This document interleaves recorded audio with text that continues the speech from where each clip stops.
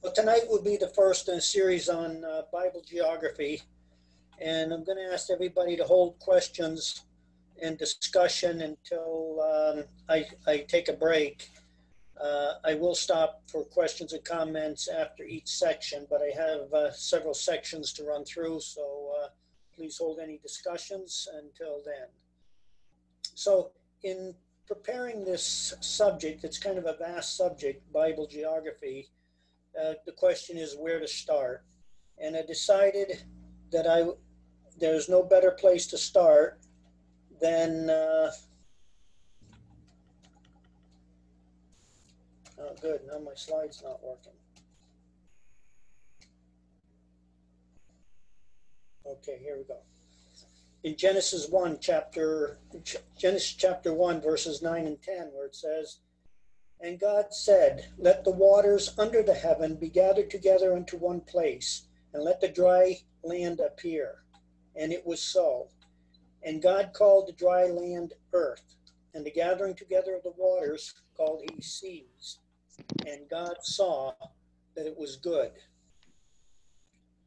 The results of what he did on this day is shown on this slide. The gathering together of the waters into one place resulted in the seas. And we break the seas or the oceans into 5 different categories just for geographical ease. In the north, you have the Arctic Ocean. On the south, you have the Southern Ocean. You have the Pacific, the Atlantic, and the Indian Ocean. So there's 5 oceans on the earth. And the dry land which appeared has been broken up into 7 continents. The first continent is Antarctica, the South Pole. That has nothing to do with, no mention in the Bible, let me say. The second continent, South America, once again, there's no mention in the Bible. Third is North America, and once again, no mention in the Bible. And the fourth, Australia, and no mention in the Bible. When I say no mention, I mean there is no specific reference to it. Well, you say, well, they're mentioned, young lions or something like that, and but what I'm talking about is specific reference, like Abraham went down into Egypt, or Paul went to Rome, or something like that. So these places are specifically mentioned, whereas these 4 continents, there is no specific mention. Okay, so this leaves the last 3 continents. The 3 continents would be Europe, Asia, and Africa.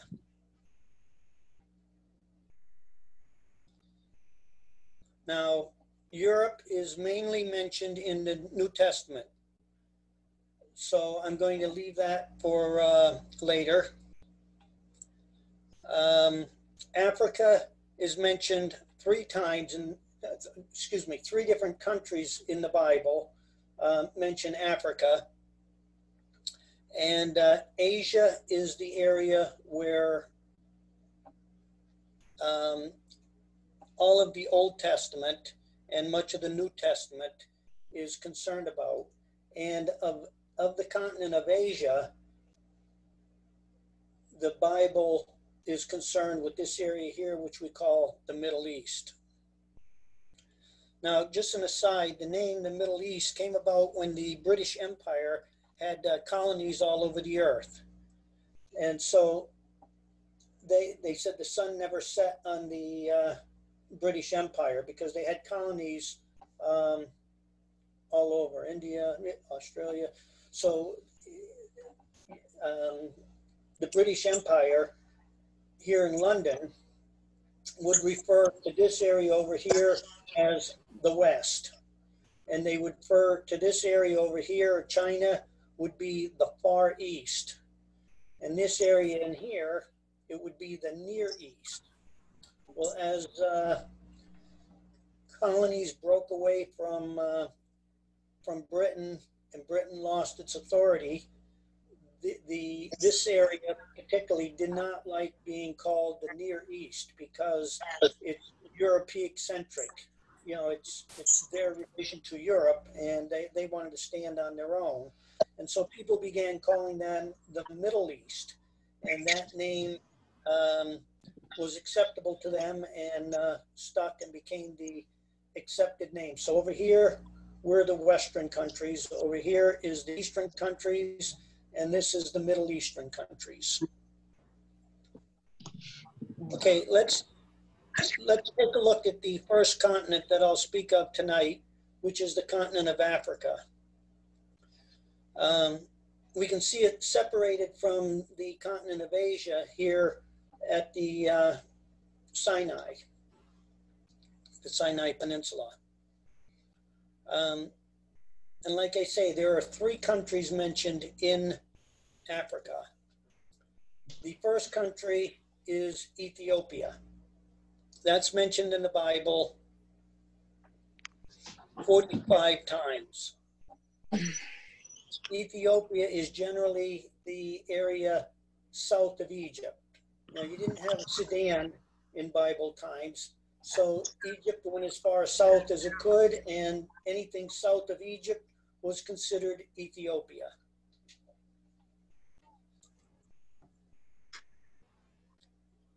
There was no access from Egypt to Ethiopia for the most part, because this is just jungle, rugged jungle.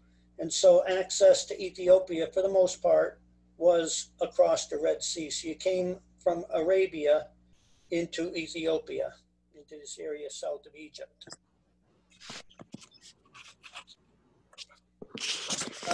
When we talk about Ethiopia, we think of the eunuch that's traveled to Jerusalem, but I don't know if you ever considered the geography of that travel. If you look down here at the scale, you got about 600 miles to the inch. And so if he came from somewhere down here in Ethiopia and traveled up to Jerusalem, you look at that, it's got to be pushing 2,000-mile journey each way. So he would have traveled an awful long way to in order to get to Ethiopia.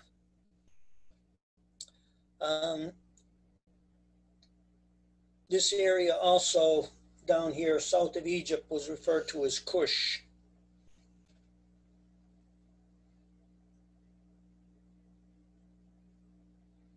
Okay, the second country of Africa that's mentioned is Libya. Now, Libya is mentioned 3 times. Twice, Libya and Ethiopian are tied together, and once it mentions Libya and Egypt. And Libya would be the area west of Egypt. So anything west of Egypt was Ethiopia. But in Bible times, for the most part, Ethiopia consisted of this area here along the Mediterranean Sea. Inland, this is all desert in here, and not much population. Even to this day, it's pretty much uninhabited, as we'll see in a few minutes. Now, the third country that's mentioned is Egypt, and that's mentioned 611 times. Egypt represents, in the Bible, the land of bondage, the land of darkness, a country without fear of God. And we can see this the first time that the Bible mentions Egypt. It says, and there was a famine in the land, and Abram went down into Egypt to sojourn there, for the famine was grievous in the land. Now, even Abraham, the father of the faithful, lost faith and trust in God when he entered Egypt. Egypt, the land of self-reliance, Abraham relied on himself. And Abraham said, because I thought, surely the fear of God is not in this place, and they will slay me for my wife's sake. So therefore he came up with a scheme of his own devising to protect him and his wife. Self-reliance. That's what Israel stands for. Well, why is that? That's because of the geography of Egypt.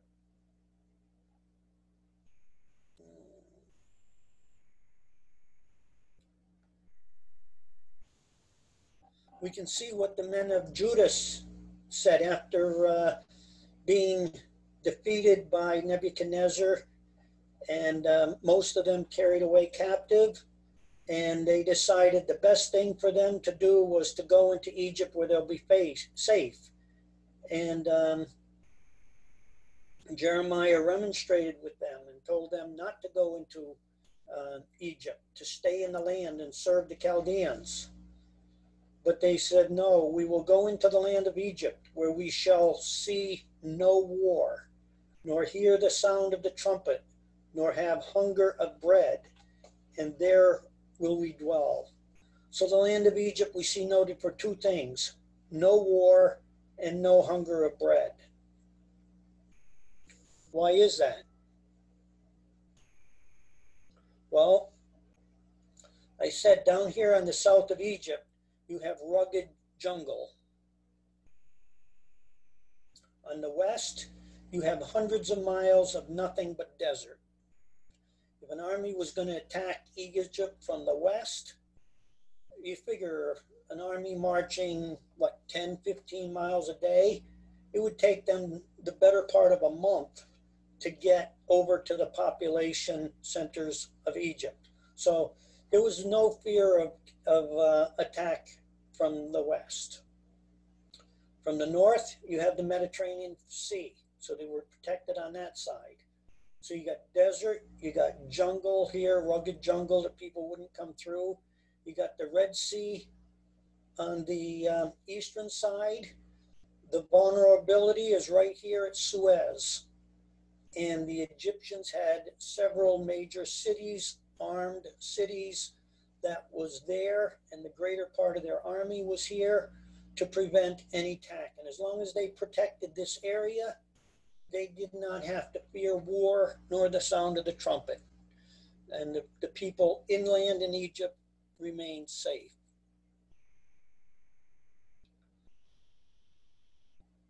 Also, the people of Egypt had the Nile River. Do you ever wonder why so many times in the Bible we're told that there was a famine in the land? And in this case, it's Abram, but you have Isaac, you have others.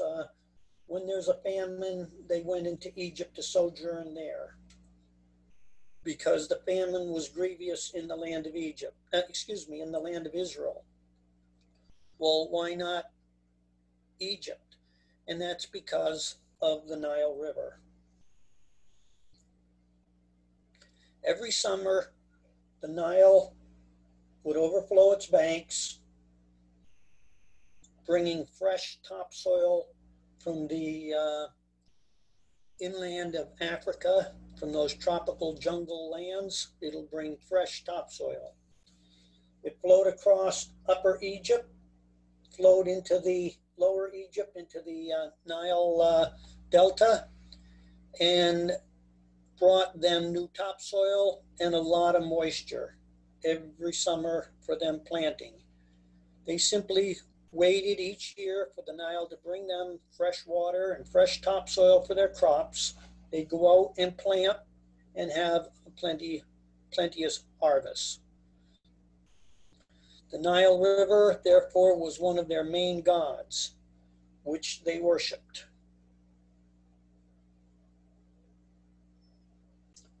For many centuries, it was believed that the Nile River was the only river on earth that had no source. It was not until, I believe it was 1860, that a British explorer followed the Nile River back from Egypt and was able to penetrate this rugged jungle land.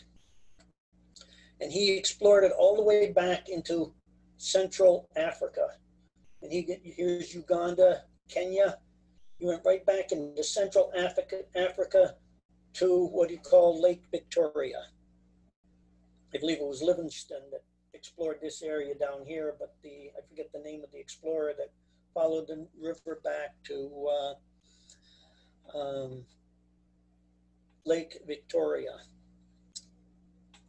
So there was no way of getting from Egypt back up to where the Nile started. They just didn't think they had a source. It was just too rugged here. So like I say, this area was protected because of the jungles. Now, not only did the Nile River faithfully deliver their needs for the water and their topsoil, but there are three unique characteristics about this river. First thing, unlike most rivers, the Nile flows from south to north. Most rivers flow north to south. It flows from Africa and it goes north and ends up in the Mediterranean Sea. The second thing is that the Nile River starts off large at its mouth, and as it gets closer to the Mediterranean Sea, it becomes smaller. Now that's totally unusual for a river. Usually a river starts at its source very small, and as it gets closer to sea, because of the tributaries, it gets larger and larger. So you go to a river as it enters into the sea, and it becomes a significantly larger river. The reason the Nile is just the opposite is because it starts off here in Central Africa, and as it flows down through Egypt, this is all desert land in here, there's very little water contribute. I believe there's 3 tributaries, but they're small oases that would contribute the water to the Nile River. And as it flows here through the desert land, it evaporates. And the evaporation is far greater than what the tributaries are supplying new water. And so the Nile keeps getting smaller as it gets closer to the Mediterranean Sea.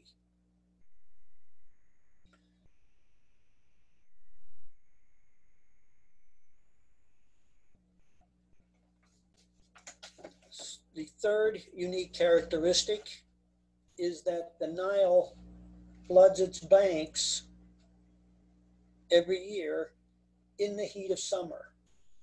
Now, most rivers in the heat of summer is when they're dried up the most. They're either completely dried up or at their lowest point during the heat of summer. But the Nile is just the opposite. It overflows its banks in the heat of summer. And you say, why is that? Well, that's because the river is a god, would be the standard answer of ancient Egyptians. The god does what it wants to do, and that's how it helps us. But when you understand the source of the river is back in Central Africa, where you have the summer monsoons, abundant rain during the summer monsoon. So this causes the river back in this area to significantly increase its volume in the summertime.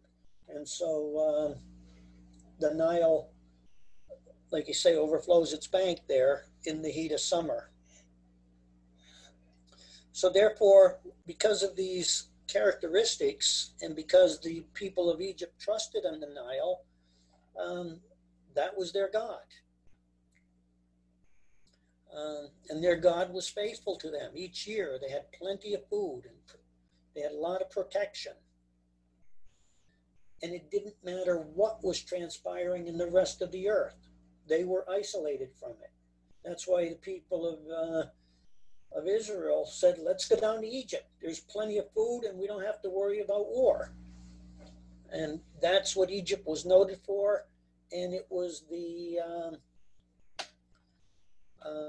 self-reliance. They didn't need God. Now, Egypt was one of the most powerful countries on earth for many centuries.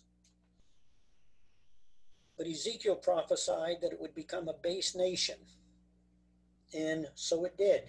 And we see it today, a base nation. In spite of the fact it still has the Nile, it still has the flooding and the fresh topsoil brought to them every year, in spite of the fact that they get billions of dollars of aid, foreign aid, they still can't get out of their own way.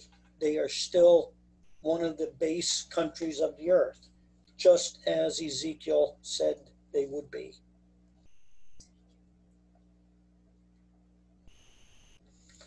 When you look at the population density map of Egypt in Bible times, and you look at that map today, the population has grown, but the distribution of population has not changed significantly at all. You have some people living along the coast, but in most of Egypt, the vast part of Egypt, there is no population. There's no people living there. There may be a few nomadic people roaming the desert, but it doesn't support population. The people of Egypt live within 50 miles of the river until you get down here to the Nile Delta. The rest of Egypt is uninhabitable desert. Let's see if I have. The Nile Delta, this area in here, is what Joseph gave to his brothers when they came down into Egypt. He says, well, Pharaoh's going to ask you what occupation, and you tell him that your business is about cattle, and they gave him this area where they could have their cattle, which was the best of the land of Egypt, and the Nile Delta land, where the Nile spreads out and it fans out. And a slide there like that. You can see how the Nile spreads out in this area, and the land of Goshen is right there between those streams in the Nile Delta. Why don't I stop there and throw it open for comments, questions, discussions. I'll take a drink of coffee.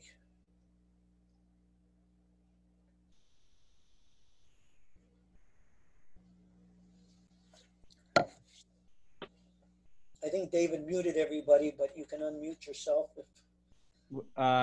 Juanita has the hand up, so you can unmute yourself and ask a question now.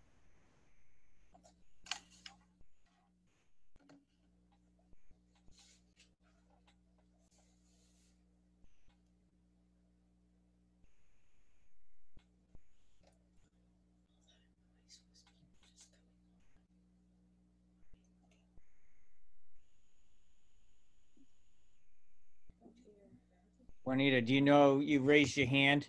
You have a question?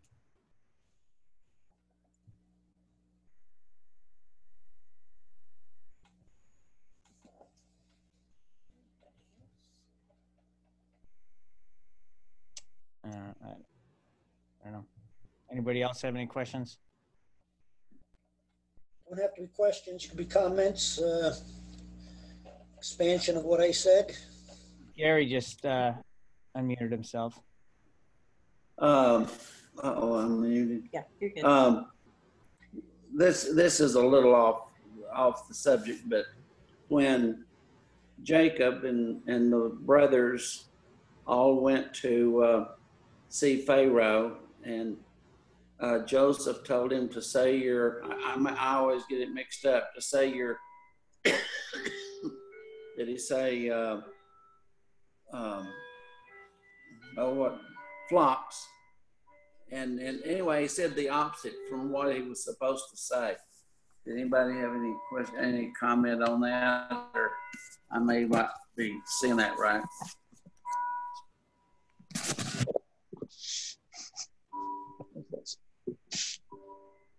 What do you mean he said the opposite of what he was supposed to say? Yes. And I just Instead of wondered if saying anybody it had any. sheep. Yeah, he's supposed to said one thing and he said the other to Pharaoh. They were Oh, supposed to. sheep versus oxen? Yeah. Maybe so. I never noticed it, perfectly honest with you. I think they had both, right? Had what? Didn't they have both? He was Sheep and oxen? supposed to, Oh, I'm was sure they supposed to did tell them have that they were both. keepers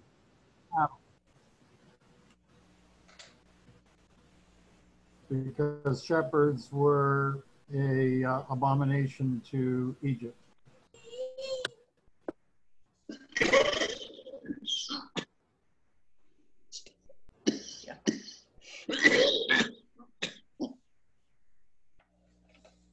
And so they were an abomination. Not that it really matters, Jim, but does science give any reason why the only river that flows south to north is the Nile?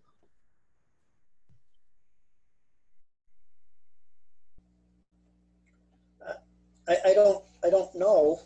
I imagine that it flows downhill, and I never gave it any thought. It's I mean, we see rivers around here, Neanderthaling around the mountains, but they all work their way down south to the sea. Everything from the Continental Divide on this side of the continent goes into the Atlantic. On the other side of the continent, it ends up in the Pacific. But they all flow south. I don't know if it's just the downhill slope of the land goes down north. The Tennessee River also runs down a little and then across and back up north through Tennessee. Does a loop and then ends up down in, yeah, I shouldn't say it's the only river that would flow north, because obviously they meander around, but I don't know of another river that starts in the south and ends up in the north in the ocean in the north. But, there may be smaller ones, but no major oceans do. No, excuse me, no major rivers that I know of. I was thinking the Amazon. I was thinking the Amazon River flowed north, but maybe I'm wrong about that.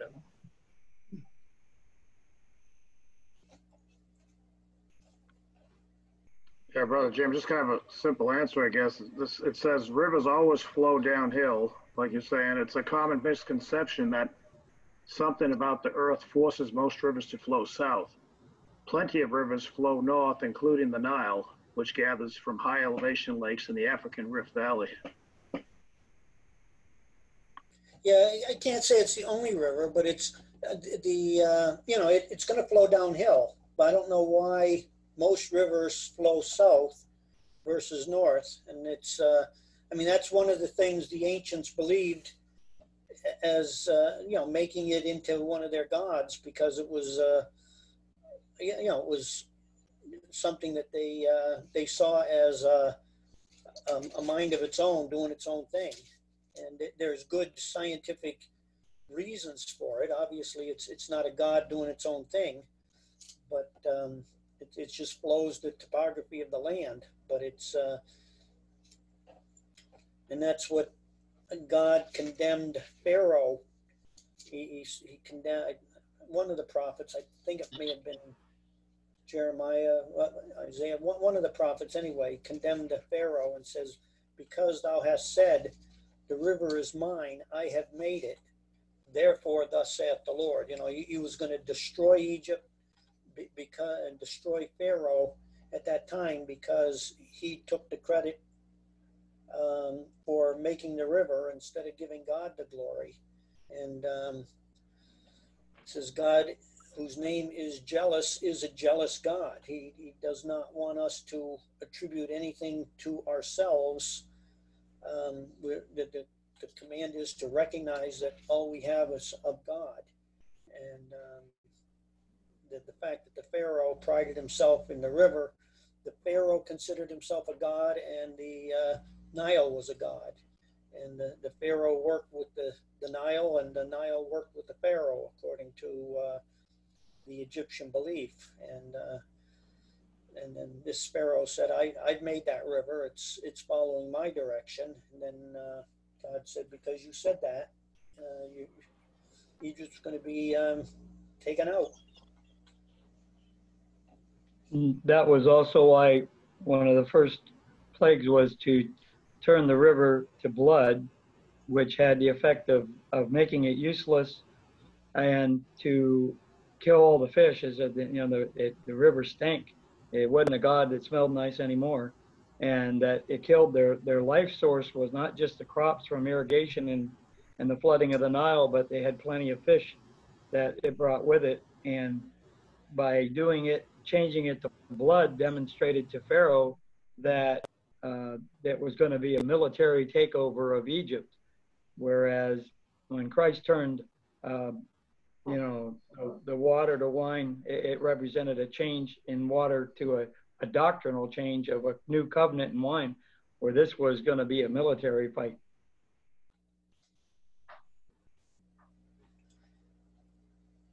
It's also interesting when God told Moses that the land that he's bringing him into is not like the land of Egypt once you've come out.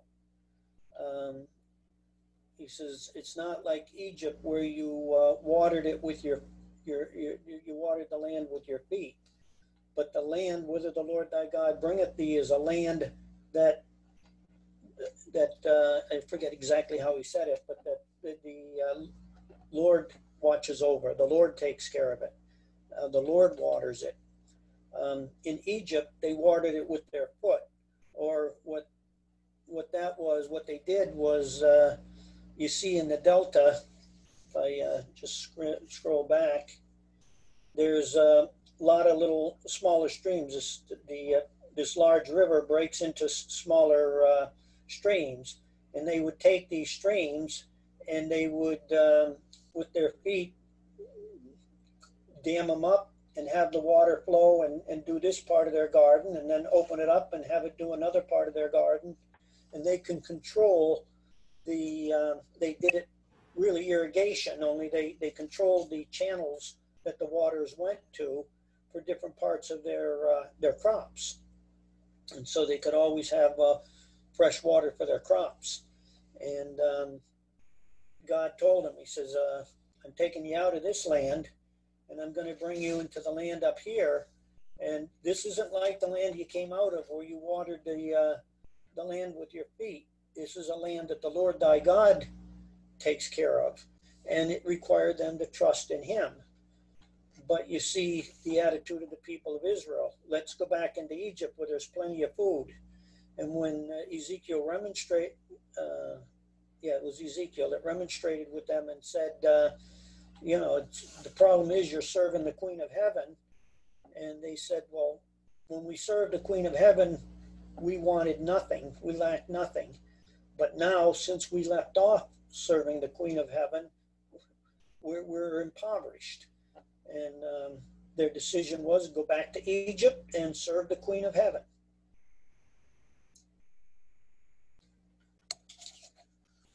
But when God took them out of Egypt, he said, thou shalt henceforth return no more this way.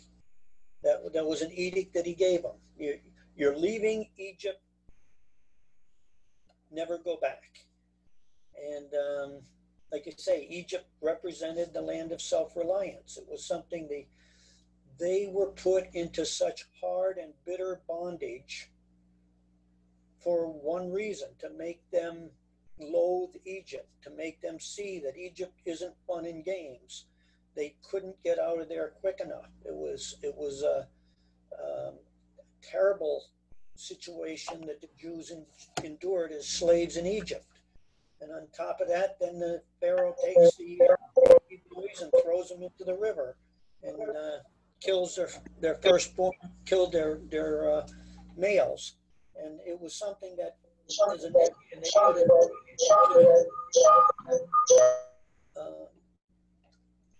they should have not wanted Egypt.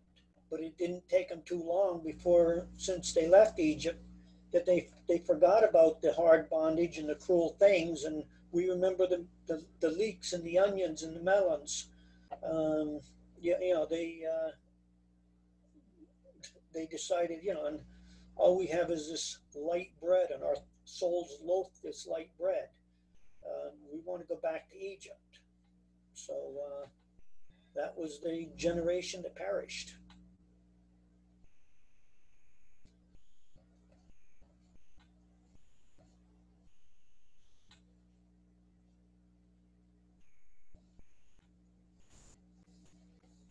There's a couple of people unmuted themselves. I don't know if they were waiting to make a comment, but it started getting feedback, so I muted them again.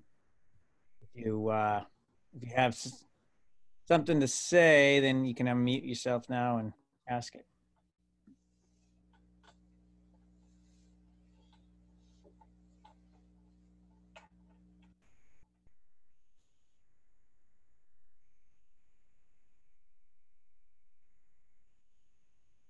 If there's nothing else, see, we still Where's the city of Cairo on this map?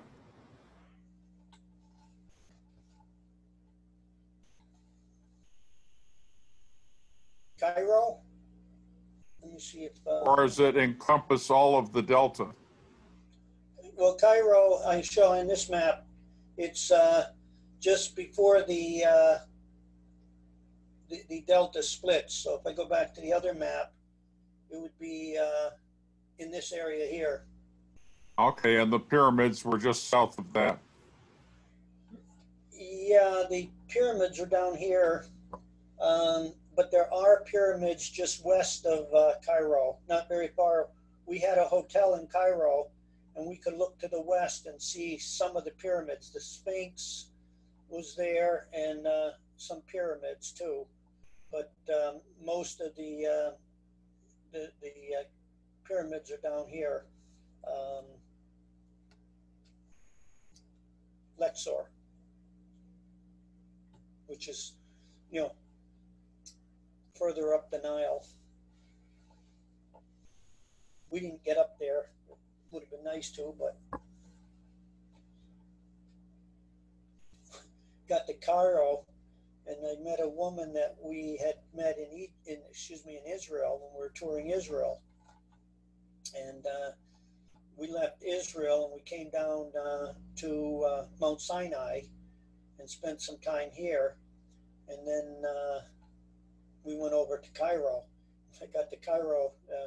She said, "Did you go down to Sinai, to Mount Sinai, and come across that desert?" And I said, "Yep." She said, "That was terrible." She said, "We spent a whole day of our vacation and there was nothing there, nothing to see, nothing. We just sat in the bus and rode and rode and rode all day long."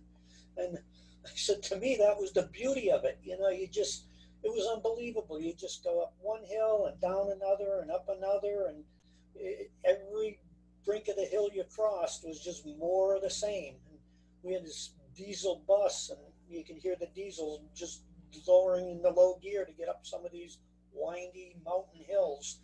And there was just nothing from all along here. Every once in a while you'd come across an oasis, and but you can see why Israel murmured, because it was not nice. But I certainly enjoyed seeing it. It's unlike that woman that felt that she lost a day of her vacation by going across the Sinai. I felt it was a good education. Just had a little bit, may help answer Brother Paul's question on the Nile, the way it flows there. Like you said, Brother Jim, it begins at that Lake Victoria, and the elevation at that point is 3,724 feet. or 3,955 miles to the center of the earth. And the river flows, it's 4,258 miles northward to the Mediterranean. And at that point, it's an elevation of 16 feet or 3,954 miles to the center of the earth. So less than 1 mile difference to the center of the earth, but it went from an elevation of 3,724 down to 16 in that 4,200 mile distance.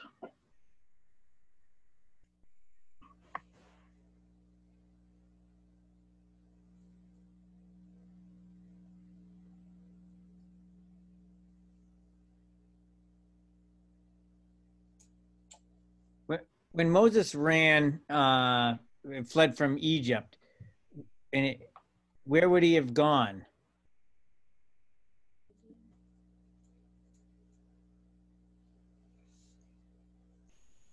He went to Midian, which is over here in Arabia.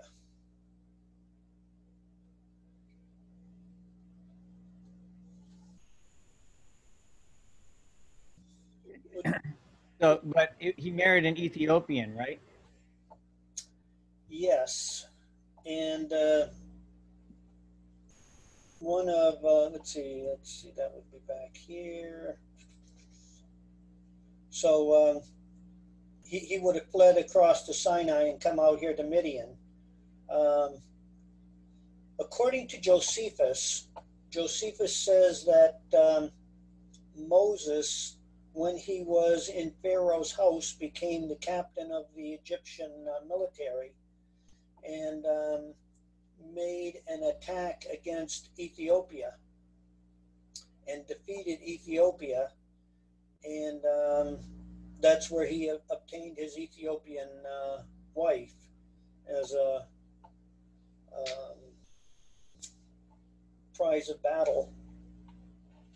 But other people say that I read where Midian, because Ethiopia was next to Midian because of just crossing the Red Sea, and that's the way they got out of Ethiopia, that Ethiopians had a civilization here in this south part of Arabia, which was the land of Midian, and he could have married over there, but we don't read of Jethro being an Ethiopian. We read of him being a Midianite. So who knows? But I suspect Josephus was probably more correct, that he got an Ethiopian wife from Ethiopia, and that Jethro's wife was another wife. But you can't say for sure. We're not given any detail.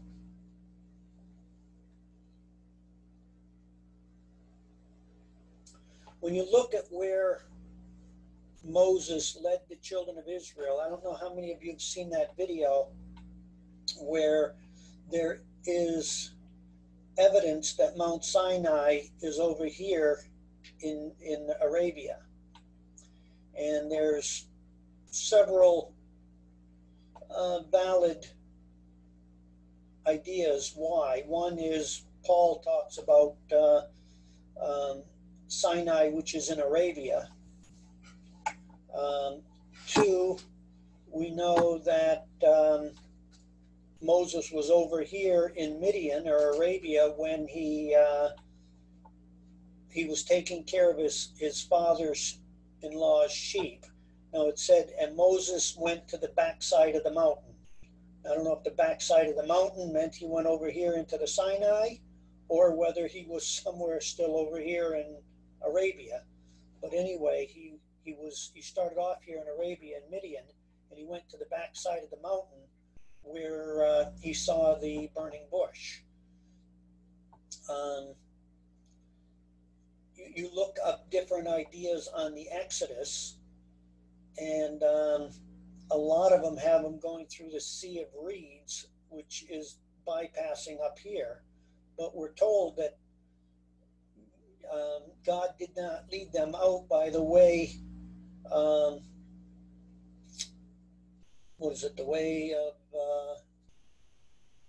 the Philistines, I think it says, by the way, he did not lead them out by the way of the Philistines, lest they saw war and feared and turned around back. Well, this was, like I say, this is where all the Egyptian military was. So instead of taking them from this area in the Delta, instead of taking them up the normal route that you would take to Israel, he took them, and one of two ways as I see it. One, he went down here, in which case Pharaoh sees them going down here and says, no way out there. The wilderness has shut them in, and he came back to get them. In which case he would have gone across the Red Sea down here somewhere, and Mount Sinai could be here in the Sinai Peninsula. Or if he went this way and came into the Sinai and head south into Sinai, and Pharaoh says, hey, there's no place to go down there, he's stuck. And some scientists feel that the Red Sea crossing was here into Midian. I don't know. I've looked up. There's some good evidence both places. If Moses was here, like I say, we traveled all day long from Sinai, Mount Sinai, to get to Cairo in a bus, and it's rugged country. And there's no doubt in my mind that they could have spent 40 years in this area. On the other hand, if you look at the Arabian desert, there's a lot more territory. If you're going to have people wander for 40 years, there's a lot more real estate over on this side than there is in here. But so what? You know, if God's going to make them wander, you can, like people get lost in the woods and they say they end up, you know, they go in circles and they end up walking for miles and miles and miles where the woods weren't that long. If they could have oriented themselves and they could have walked out, but they get lost and they roam around. And that's certainly a large enough area for a multitude of people to be roaming for 40 years. But like I say, this is a much bigger desert if it was over here. So like I said, I don't know if they crossed there or if they crossed on this leg of the Red Sea, but I reject the idea that he came up here and went through the Sea of Reeds, because A, it says the Red Sea, and B, this is where the Egyptians had their fortified cities, and God said he didn't lead them that way. He led them into the wilderness.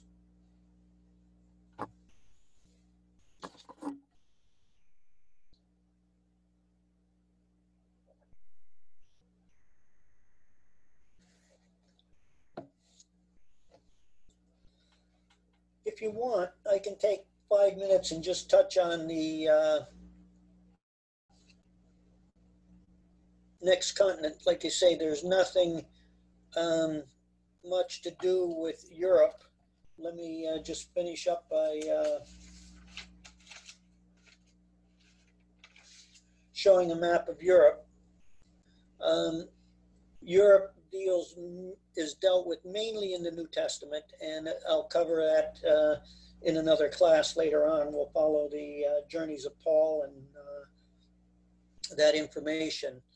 The Old Testament only touches on Europe via Turkey down here, called Asia Minor. Some maps I look at even have it part of Asia. This was the territory of the Hittites.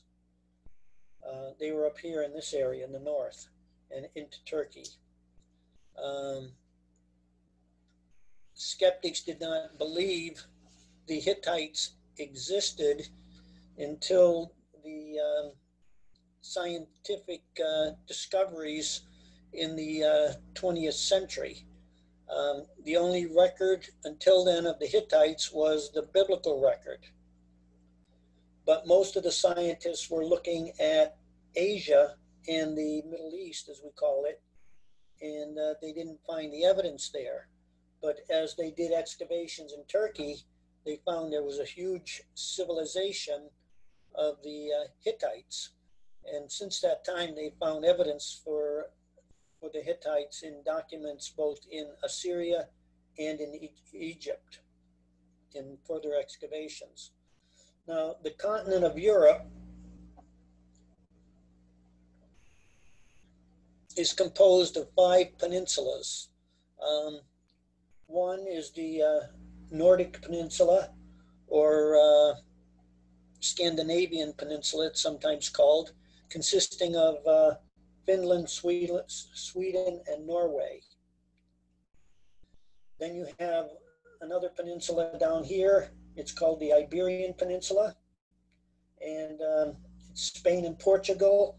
And sometimes, usually France isn't considered part of the Iberian Peninsula, but if you look on a map, I don't know why not. It's part of that peninsula, but generally it's referred to as Portugal and Spain. Then you have the peninsula of Italy. You have the peninsula of Greece.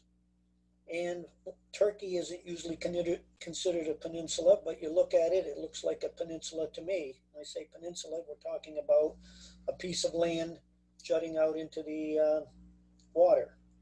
And you can see these different peninsulas making up Europe. And Europe also consists of 2 major islands.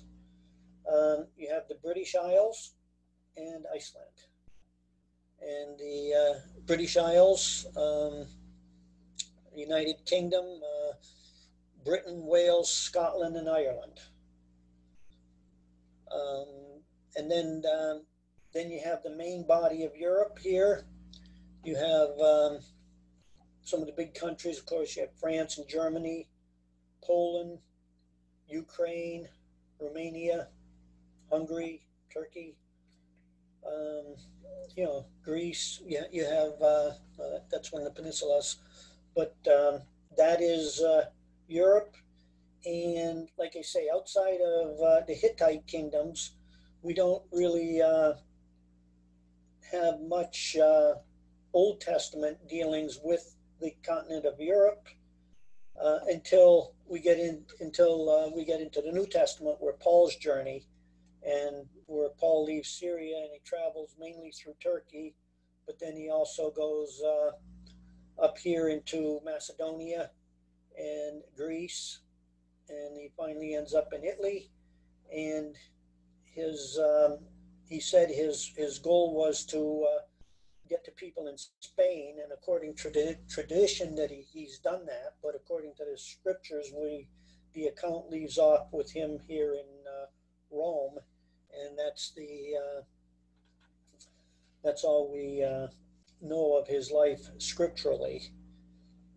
Like I say, most all of the Bible is dealing with the continent of Asia, and specifically the Middle East, which I will, God willing, cover next week. And if we can, we'll get into specifics in Israel. We'll focus in on the Middle East and then focus in on Israel. If I can't, then that'll be saved for the next week.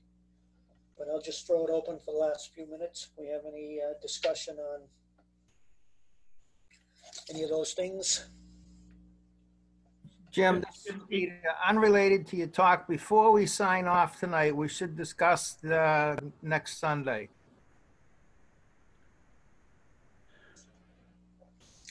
Okay, we've got, I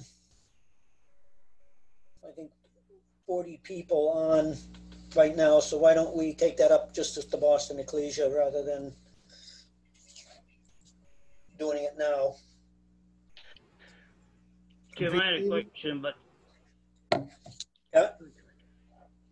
I had a question. Like in the Garden of Eden, that was over the other side of Turkey there, right? As far as You're going to have to wait till next week. Sorry. oh, I'm going to start. I'm going to start with the Garden of Eden, where that is. oh, okay. Next week. Why? My question was why. I wonder why it seems to concentrate on everything going west of there instead of east of there or anything. But I'll wait till next week, I guess. You know, it's a legitimate question. Why wasn't it Israel? Yeah, you know, but don't know. It's in Mesopotamia. Jimmy, you mentioned about Moses' wife. Brother Reen thought that Jethro was not a priest of Midian, but a priest of God who dwelt among the Midianites. He did not believe he was a Midianite because most of the Midianites were very opposed to Israel, even though they were descendants of Abraham. And he felt that that Jethro was a priest of God dwelling among the Midianites and not a Midianite. I don't know where I read that, but I know I've read that in Brother Reen's writing somewhere. Well, I would agree with him that Jethro apparently was a priest of Yahweh, believer of Yahweh. Moses broke bread with him. He counseled Moses about how to help organize the multitude. You know, so there seemed to be no conflict of worship between Moses and his father-in-law. So therefore, I would agree with Reen and say, without a question in my mind, Jethro was a believer in Yahweh. But you'll find that it was from his exhortation called "The Nest in the Rock," and he goes into that area. But I wouldn't necessarily say that excludes him from being a Midianite. The Midianites, like you say, were descendants of Keturah. And I believe that many in the, you know, Moses blessed the sons of Keturah and sent them from him. And many of them settled into the east. You look in a map at the names of the sons of Keturah, and they're spotted there in the desert area to the east of where Abraham lived. So to me, even though maybe politically Midianites were opposed to the Jews or the Israelites, I would say he was a believer in the same God as Moses believed in, and you know, that's all I can say about him, because that's all we're told about him.